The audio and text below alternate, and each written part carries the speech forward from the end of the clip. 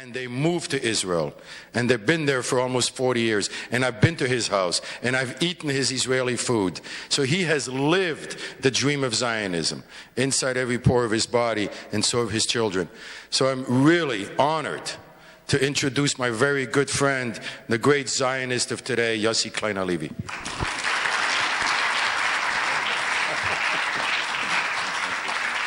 Thank you, David. The honor is entirely mutual. And thank you 30 years after. I'm delighted to be speaking under your auspices. When an Israeli looks at the world today, this week of Independence Day, what we see is a convergence of existential threats. Perhaps not since May 1967, and maybe even not since 1948, have Israelis felt such acute insecurity as we feel today. And this convergence of threats begins on our borders with two jihadist enclaves in the north and in the south, an unprecedented situation with terrorist enclaves, two terrorist enclaves, within easy reach of all of our population centers. That's leaving out Syria and Iran with their long-range missiles. Hezbollah and Hamas both have the entire country covered with their arsenal. The next threat that we face, of course, is the imminent nuclearization of Iran, and I'll have a lot more to say about that soon. And the third threat is the growing delegitimization of Israel around the world. A delegitimization that takes two forms, aimed at our right to defend ourselves and aimed at our right to define ourselves as a Jewish democratic state. So, from our perspective, there could be no worse moment for a crisis with Washington than now. And that, of course, is precisely where we find ourselves, a distancing which I will argue in the course of my talk is, I believe, deliberate, conscious, planned, a distancing from the special relationship on the part of this administration. And the question then is, how did we get to this point? One can discern three phases in the relationship of the Israeli public, the attitudes of Israelis toward the Obama administration, toward Obama personally. The first phase began in July 2008 when candidate Obama visited Israel. And he came into a country that was deeply curious, but also wary. Israelis were wary, most of all, of the fact that Obama had virtually no real experience in foreign affairs. 2.5 years as a senator, Israelis were puzzled at the fact that a major American party could nominate as their candidate for president a man with virtually no foreign affairs experience. Israelis were concerned, too, by a certain undertone in Obama's campaign rhetoric that seemed to indicate greater urgency, greater concern in solving the Palestinian problem than in stopping a nuclear Iran. Yet when Obama showed up, he thoroughly charmed the Israeli public. He said all the right things in all the right places. Some of you may recall his visit to Sderot, when he said famously that if my family was living under constant missile attack, I too would want my government to defend me. And Israelis felt as well a kind of envy of the American political system. We looked at our sorry cast of characters who compete in one election after another, and the ongoing joke about Shimon Peres is that he's preparing for a comeback in 8 years from now for a run for the prime ministership. And we frankly felt envious of the American political system's ability to attract young, charismatic, brilliant politicians, and we wondered why couldn't we do the same. Nor were we tone deaf to the historic resonances of Obama's candidacy. Many in Israel were deeply moved and appreciative of what this moment meant for America and America's internal healing. So, with all the concerns that Israelis had, that first phase represented a kind of honeymoon in the relationship of the Israeli public with candidate Obama. During that visit, I met with one of Obama's advisors, who was an old friend of mine, who happened to land a job with the Obama campaign at a fortuitous moment before it was taking off, and has now a position of responsibility in the administration. And what he said to me in Jerusalem at the time was that his vision, his fantasy of a President Obama would be that Obama would appear before a forum, say the Arab League or the League of Muslim States, and say something like the following. I know that many of you are hoping that I, as the first so-called third world American president, would place distance between the United States and Israel. But let me emphasize to you that the American-Israeli relationship is solid and immovable, and you, the Arab and Muslim worlds, need to come to terms with Israel's legitimacy. And my friend offered a vision of Obama bringing Israel with him into his dialogue with the Muslim world. That here was the chance for an American president to win some credibility in the Muslim world, and through Obama to bring Israel into that new situation, a new relationship with the Muslim world. It was a beguiling vision. And that brings me to the second phase of the Israeli public's relationship with Obama, now President Obama. And that, of course, was the Cairo speech, when Obama did precisely what my friend envisioned, or one can say tried to do that, when he stood before the Muslim world and addressed Muslim concerns, and at the same time urged the Muslim world to reconcile with Israel. Now, we all know the deep and justified criticism that was expressed not only in Israel, also within the American Jewish community about that speech. But I actually defended Obama at that time, because what I heard in his speech was an echo of what my friend had pointed to, and which was almost completely missed, or in fact completely missed, by the Israeli public.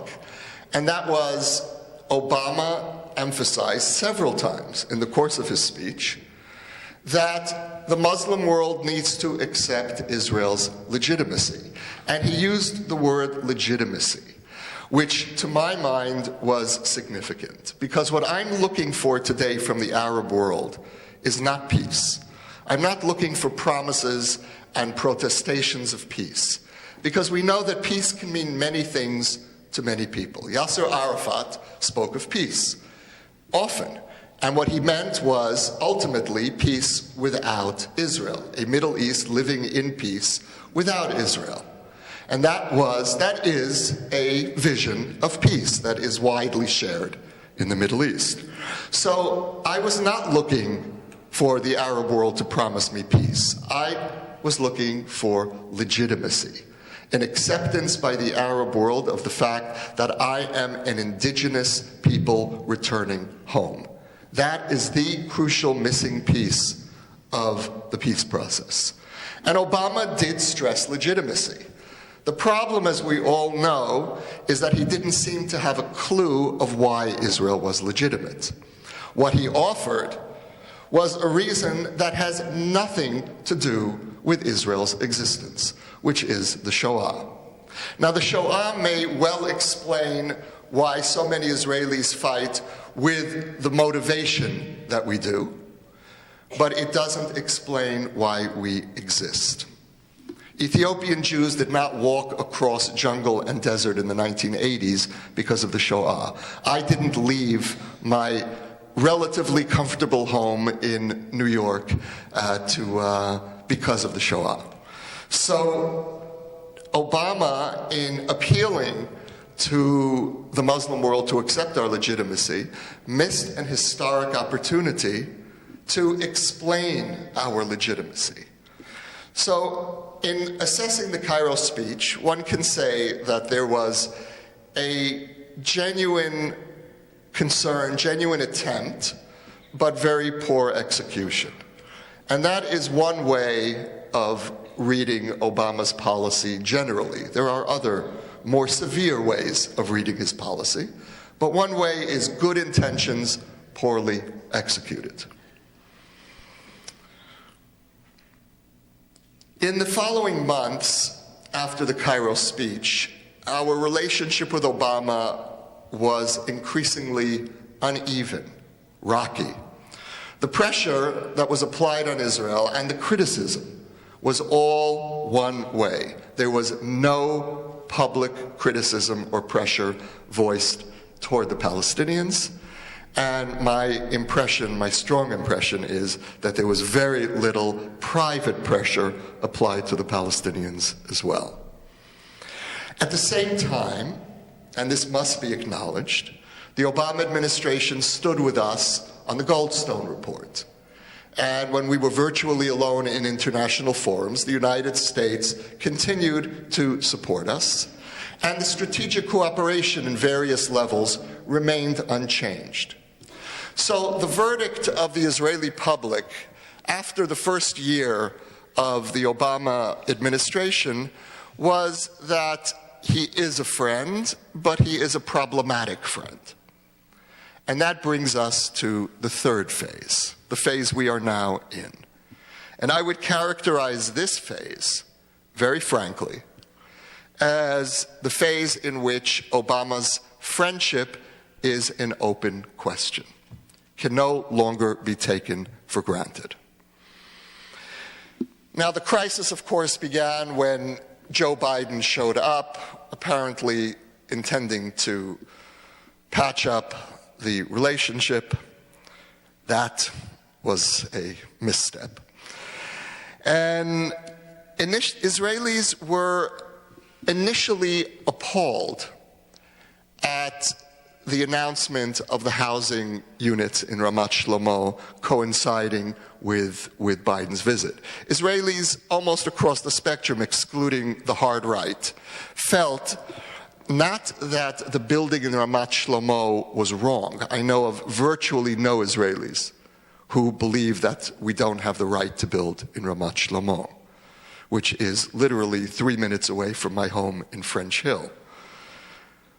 But we definitely shared the sense of horror, really, at the awkwardness of the timing and the ineptitude of the government in its inability to control itself. Now, no one, even in the opposition in Israel, no one accused Netanyahu of doing this deliberately.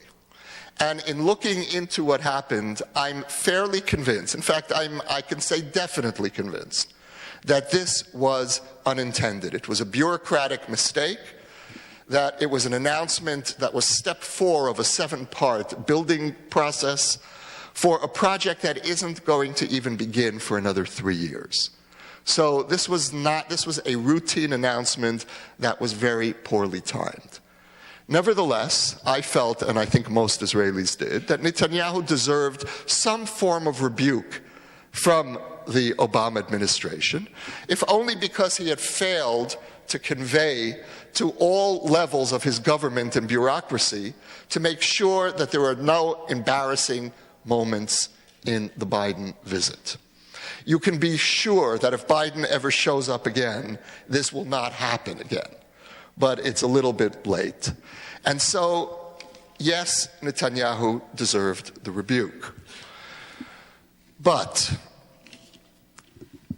if Netanyahu acted shabbily, he did so inadvertently. Obama, on the other hand, proceeded to act shabbily deliberately and turned an incident into a crisis. So much so that he conveyed to the Israeli public the strong suspicion that this was a pretext that he had been waiting for. And he seized the moment in order to put serious distance between his administration and Israel. Jackson Deal, the columnist in the Washington Post, wrote a piece, some of you may have seen this, in which he described Obama's treatment of Netanyahu when he came here for the visit afterwards as something that only a third world or third-rate dictator deserves. And Jackson Deal is not necessarily in the pro-Israel camp, but he was outraged at the behavior of Obama and at the political consequences of treating an ally in that fashion. I don't think that this administration has treated any country in the world, aside from the Iranian regime, with the contempt that it is treating my government. And yes, I do take it very personally. As far as I'm concerned, Obama has crossed a red line, and this red line should not go unnoticed. I don't believe that any American president has ever treated an Israeli prime minister with the contempt, the public contempt, that this president has treated this prime minister. And in doing so, I would go so far as to say that Obama has revealed a bullying streak. A bully, as we all know, picks his targets based on who he thinks he can get away with bullying. He doesn't go for the big boys, he goes for the little boys. In our case, and we are not helpless, and I hope that will be proven in the coming months, nevertheless, we are dependent on the United States to an extent that very few, if any, countries around the world are. And so Obama used that dependency to frankly bully us. And this coming from a president who has erased every deadline that he has imposed with Iran, who's reached out to Chavez, to dictators around the world, who bows when he meets the Saudi king. And for Obama to suddenly get tough with Israel really reveals a nastiness that I think is a personality issue as much as a political issue. Now, what are the consequences of Obama's treatment of Israel? And I say of Israel and not of Netanyahu. What I hear from some people in administration circles, some people in the Jewish community here is, well, what has Obama really done to harm Israel? He's done some unpleasant, he's made his relationship with Netanyahu unpleasant, but he hasn't affected the strategic relationship. The U.S. is still on Israel's side in international forums, at least for now. I would argue that the first consequence of Obama's shabby treatment of Israel is that he has sent a signal to the international community that it is now open season on the Jewish state. When Britain expelled the head of the Mossad desk in the Israeli embassy in London a few weeks ago, an unprecedented move for a Western country, I believe that that was a direct result of the signal being sent to Europe in particular. And there are reports that the Obama administration has been lobbying Israel's friends in Europe to back away from supporting Israel, in particular Germany. So we're looking at political consequences that could have strategic implications. But there is something even more frightening here. And that is the signal that Obama is inadvertently sending to the jihadists. And that signal is that it may well be an opportune moment to attack Israel or launch a border skirmish. If I, for example, were in the regime in Iran today and looking at the possibility of sanctions coming and wanting to deflect international attention away from my nuclear program, I would be very tempted, especially at this moment, to tell Hezbollah or Hamas to open a limited front, because what one could then expect is that the Obama administration will immediately step in and prevent Israel from successfully retaliating. So I think that that would not be a misreading of the current situation. When Obama placed Jerusalem at the center of the peace process, the first American president to place Jerusalem at the very center of American demands on Israel, suddenly we found ourselves with a mini intifada in Jerusalem, a day of rage the other week, which lasted a few days. And I think that that was a direct Palestinian response to Obama. Not that Obama wanted the violence, but he is playing with fire. And if the US pushes Israel excessively, the signal will be absorbed by the jihadist coalition.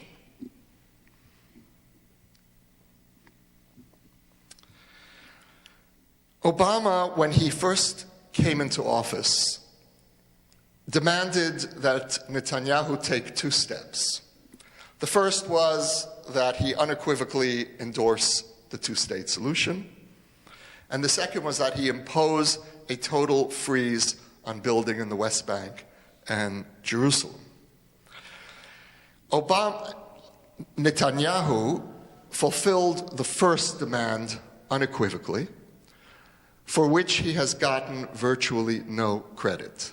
Netanyahu is the first Likud leader to shift the Likud, kicking and screaming, into the Israeli consensus that supports, in potential, a two-state solution if we were to find the right partner for that deal. And don't forget that when Sharon came out for a two-state solution, he had to leave the Likud and start his own party, Kadima. Netanyahu has done an historic step by, in effect, ending the ideological debate in Israel, or confining it to the hard right. The mainstream political system is no longer debating the ideological issue of a Palestinian state. The only question now for all the mainstream parties, even Lieberman's Yisrael Beitenu, is security. Would it be safe for Israel to create a Palestinian state?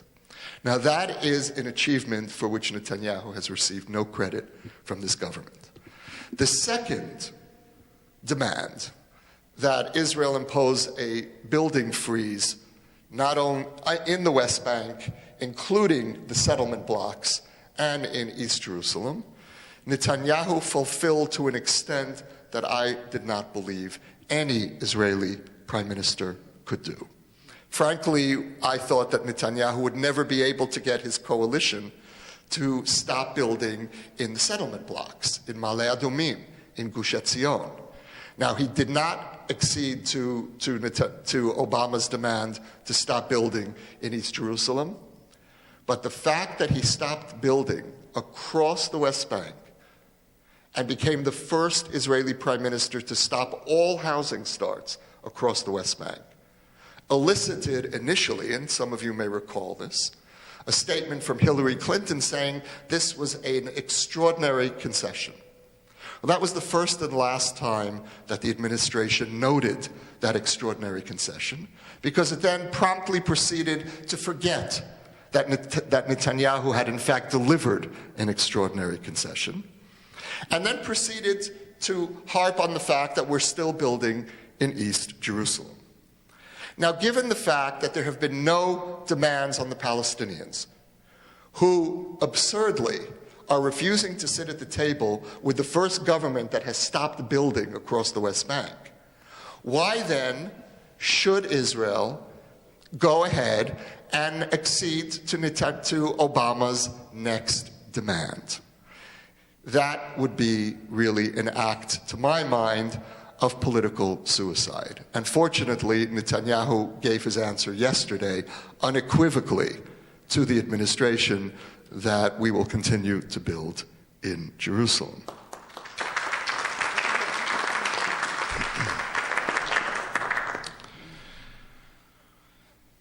The incompetence of Obama's policy in the Middle East has led to the absurd situation in which the administration is trying to get the two sides to what is now called proximity talks.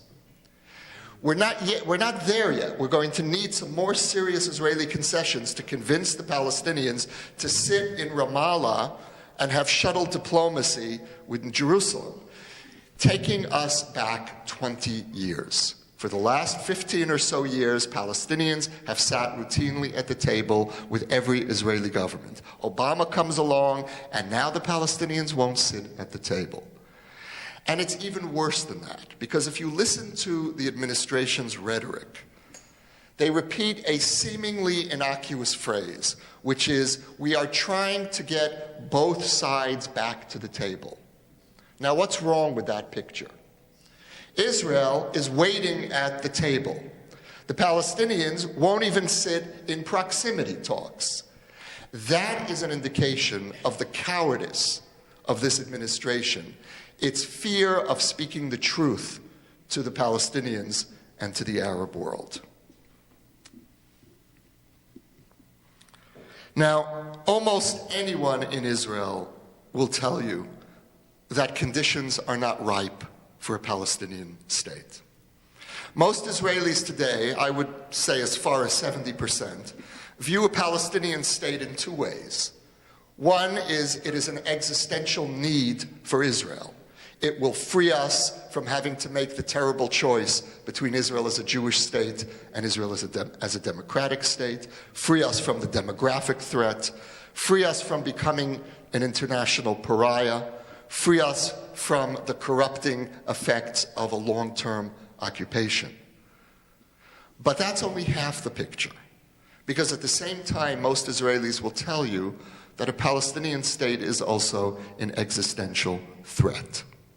And it is an existential threat because the deep and justified fear of Israelis is that were we to withdraw from the West Bank as we did from Gaza, Tel Aviv and Jerusalem and Ben Gurion Airport will become the next Sderot.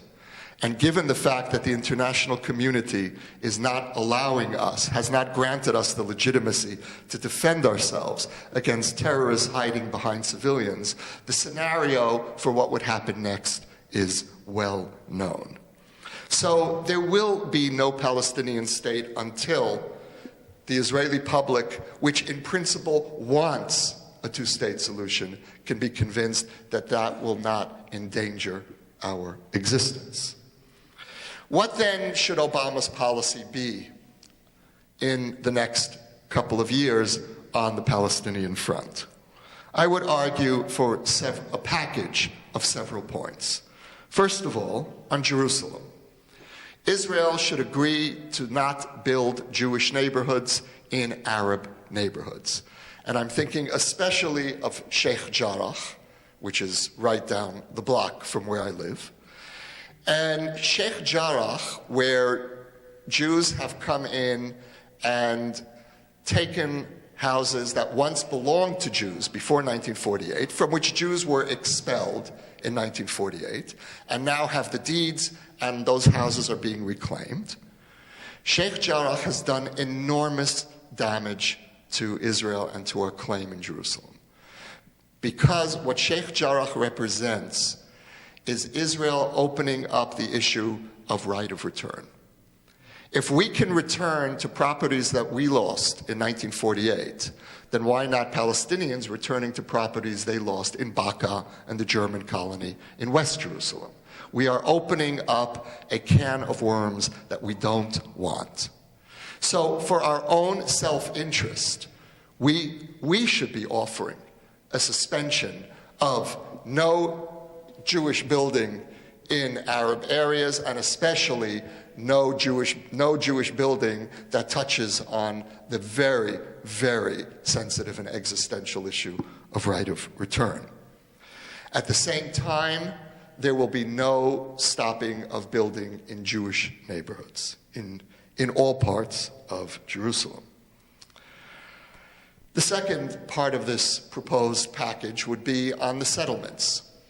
And this would be a renewal of the Israeli agreement, the Kadima agreement, Olmert's agreement with Bush, which is that Israel will not build outside of the settlement blocks, and it will not expand the territory of the blocks. There is enough room within the blocks to build for the foreseeable future. The third point is patience. Focus on the Palestinian economy, which this past year grew by 7% in this terrible economic year. So there are positive developments on the ground. Nurture them.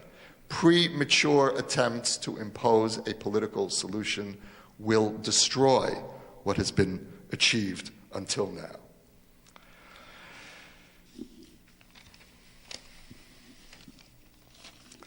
Finally, the most important step that Obama can do for the sake of a long-term peace in the Middle East is to stop Iran from going nuclear. The administration has made an implicit linkage between the Palestinian issue and a nuclear Iran. And their argument is that the more progress we can make on the Palestinian issue, the more we'll be able to bring the Arab world into the coalition. That is faulty on several grounds, one of which is the Arab world is terrified of a nuclear Iran, doesn't need this incentive of progress on the Palestinian front. In any case, the progress on the Palestinian front will be inherently limited. But there is a linkage that we make in Israel between the Palestinian issue and Iran, and that's the reverse of the linkage that Obama is making. And our linkage runs in the following way. If you allow this regime in Iran to go nuclear, it will be the end, the definitive end of even a hope for a long-term peace process. For a very simple reason. The jihadist forces in the Middle East will be empowered. Hamas, which bet on an alliance with Iran, and don't forget, Hamas is Sunni. And all the experts for years told us that the Sunnis and the Shiites hate each other so much that they'll never get together. The significance, the strategic significance of Hamas in the Middle East is that it is the first Sunni jihadist movement to align with this regime in Iran on the basis of mutual antipathy to Israel. If Iran defies the US and the international community and goes nuclear, that will mean that Hamas bet on the right horse. And the prestige of Hamas in Palestinian society will skyrocket at the expense of Fatah. It will be the end of even an illusion of a peace process. So without stopping Iran, if you don't stop Iran, there will be no possibility of peace in the Middle East, along with all the other consequences that we all know. Obama will be judged by Israel by how he handles the nuclear issue with Iran. And from what we've seen so far, with one deadline after another, we in Israel, frankly, have zero confidence in the backbone of this administration. What I can say about Obama's approach is that process seems to me to him to be more important than results. And what I mean by that is that for Obama, getting the international community on board seems to be as important, if not more so, than stopping a nuclear Iran. He has wasted over a year in running after Russia and China. Even if he manages to get them on board, the result will be watered down sanctions. So that for Obama, again, the goal seems to be process rather than results. Who would have believed that France would be accusing America of appeasement? That's where we've gotten to under this administration. The French are exploding in frustration at how this administration has handled the nuclear issue. What Obama is doing, well, Obama's philosophy is that the US must integrate into the international community. And to some extent, that humility is admirable. But when one voluntarily emasculates your own power, when you take the most powerful country in the world, the leader of the West, and on this crucial historic issue, you turn yourself into one more player on the team, you are abrogating your historic responsibility.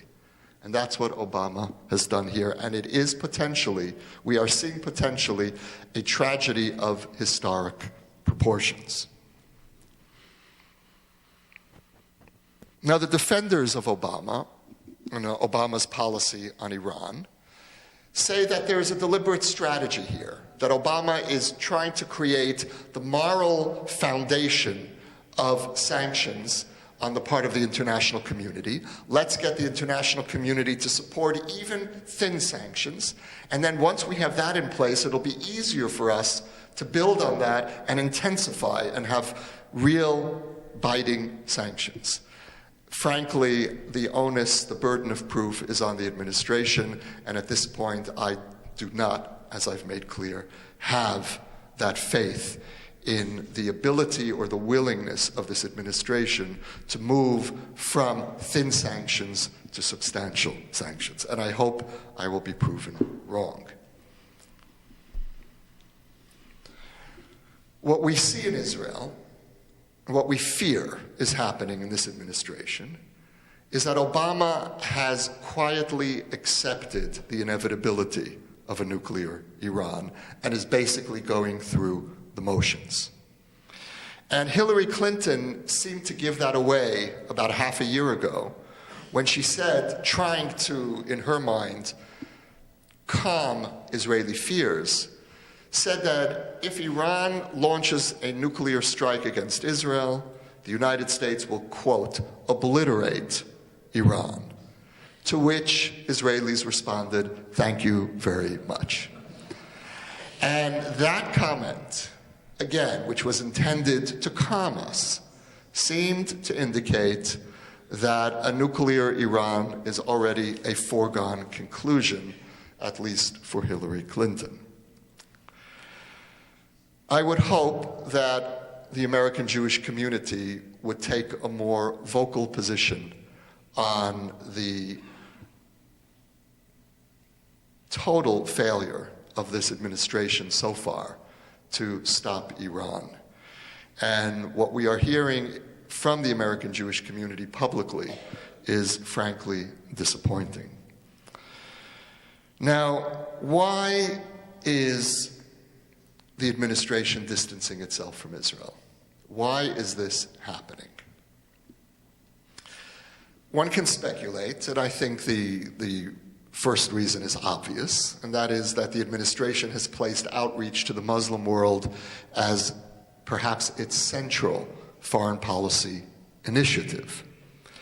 Now, I don't think that that is inherently a problem for Israel. It depends how it is done.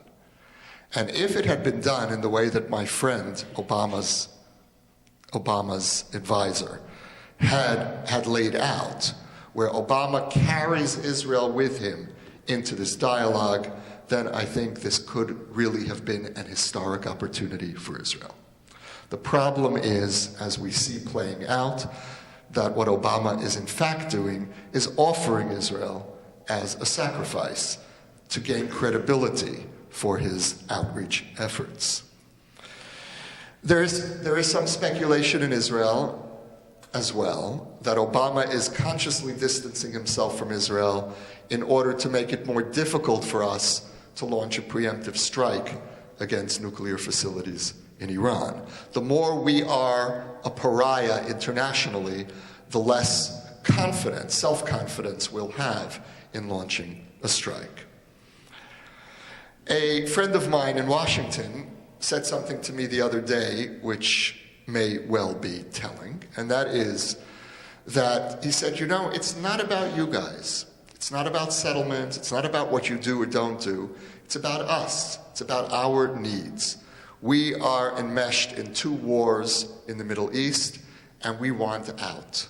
We want to disengage as much as possible from the Middle East, and you're frankly just in the way. So whatever we do or don't do, we can argue about how the Palestinians don't want a 2-state solution, and we do, and we've made the initiatives. It doesn't matter at this point, because what this administration is looking at is not objective reality in the Middle East, but its own perception, to my mind, misguided perception, of American interests in the Middle East. I think it's important to say that there may well be an absence of animus here. I don't detect a personal sense of anti-Israel sentiment on the part of Obama. I don't think he means us harm. I don't think he wants harm to come to the state of Israel. But I also don't sense any warmth toward Israel. I think this may well be the first president, with the exception of Jimmy Carter, who really feels no warmth toward Israel. All of those resonances that worked on previous presidents, even Eisenhower, who treated Israel quite harshly during the Suez crisis, Eisenhower liberated the death camps, and that was very much a part of his consciousness, and he related to Israel in that way. This is the first president that I think has contrived, for election purposes, a series of well-rehearsed lines of reading Exodus as a teenager, and isn't it wonderful to have an identity and to have a history. And I don't think, from what I've seen in this last year or so, I don't think those are anything more than throwaway lines. Now, there may well be, at least this is my suspicion, a long-term strategy to weaken the strategic relationship, the special relationship. What we're seeing over the last year or so is the Obama administration takes 2 steps forward in a confrontation with Israel, and then takes 1 step back. And we're now, in these last days, in the phase of the 1 step back. We're hearing protestations of friendship from all sources in the administration. There was a letter that was just released by the Conference of Presidents of major Jewish organizations from Obama, assuring the Jewish community of his friendship and of the solidity of the relationship, and how he's been misunderstood. Well, if I were the Conference of Presidents, I would not hasten to release that letter and give it credibility. I think it's time for some skepticism to kick in. My fear is that there may be a Machiavellian basis to these reassurances, to lull the American Jewish community, for example. Don't worry, yes, there's some problems, but we're going to work it out. You don't have to get too concerned. The truth is that what we are now hearing from Washington, if we listen carefully, is that Israel has moved from being perceived as a strategic asset to a strategic problem, a liability.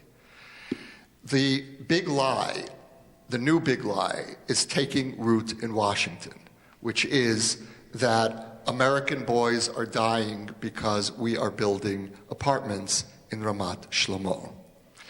Israel endangers American strategic interests. Obama said as much the other day. The real divide, it seems to me, in the coming debate in the American political system about Israel is Israel an asset in the fight against terror, or does Israel cause terror? To say that Israel causes terror is to profoundly misunderstand who the jihadists are and what their long-term goals are. And the question that one needs to ask the administration is whether weakening Israel and placing Israel in a position where we may not be able to effectively defend ourselves, whether that really is good for American strategic interests. I see an attempt to weaken AIPAC, an administration attempt to undermine AIPAC. And that has taken several forms. The first is promoting J Street as a counterbalance to AIPAC. General Jones spoke at AIPAC's policy conference, and he also spoke at J Street's conference, as if these were two equally weighted organizations dealing with Israel and American Jewry. This is the first administration, in my memory, that has gotten involved in internal American Jewish politics. When American Jewish leaders asked for a meeting with Obama this past summer, the White House said, okay, but we want J Street on the list, dictating who's going to be representing the American Jewish community.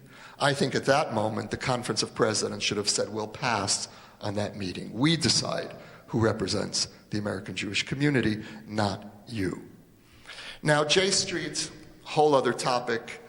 I think there's been some improvement in its position in the last few months because of the strong position that the Israeli government took in placing J Street on probation. J Street finally did condemn the Goldstone report, however reluctantly. It's come out strongly against the left-wing boycott movements against Israel. J Street is trying to prove to the mainstream that it deserves to be part of the mainstream, and that's good. But we shouldn't forget, at the same time, that J Street represents a new phenomenon in American Jewish life. This is the first Jewish organization that is a de facto representative of the administration's positions, a de facto lobby of the administration to the Jewish community, the exact opposite of AIPAC. I think that AIPAC needs to be actively defended at this moment by the Jewish community and affirmed as a strategic, even existential Jewish interest. Bear in mind one more incident that happened, which to my mind is truly a crossing a red line. And that is that when Obama had his meeting with Netanyahu and treated him the way he did in the White House, that coincided with the week of policy conference of AIPAC.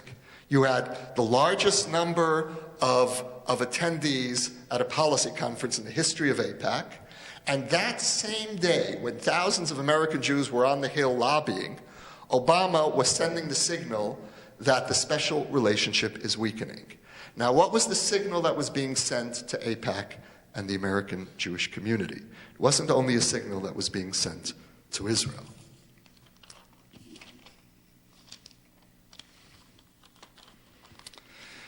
Now, I said that there were three stages that we've gone through with Obama.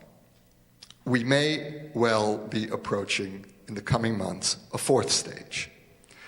And there's been some talk, increasing talk, of the possibility of an imposed solution, where the administration will lay out its plan, and it's take it or leave it, and if Israel doesn't take it, that will have serious consequences. There's a debate going on in the administration now, we know that. And it is by no means a foregone conclusion that this is going to happen, but this is something that we need to be watching for very carefully. The question then, and this is really my final point, is what should we be doing now, and what should we be doing in the coming months?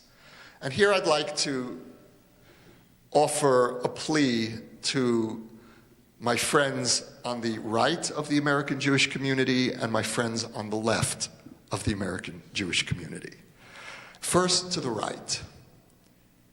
Calm down. Be measured. If only for tactical reasons, leave some room for escalation, because this may well be getting worse. Avoid hysteria.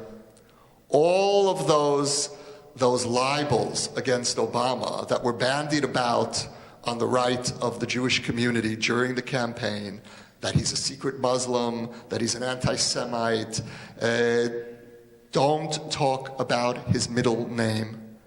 It will only undermine our credibility. The second point that the right needs to understand is not to turn Israel into a political football between the Democrats and the Republicans. Don't jump on this issue, I'm speaking specifically about Jewish Republicans, and make political hay at Israel's expense. Because the one message that the American Jewish community has always internalized about Israel was that support for Israel must be bipartisan. That is the foundation for the special relationship. That's why it has continued from one administration to the other. And if we're dealing with a hostile administration, and we may be dealing with a hostile administration, that remains to be seen just how hostile it will be, there's always Congress.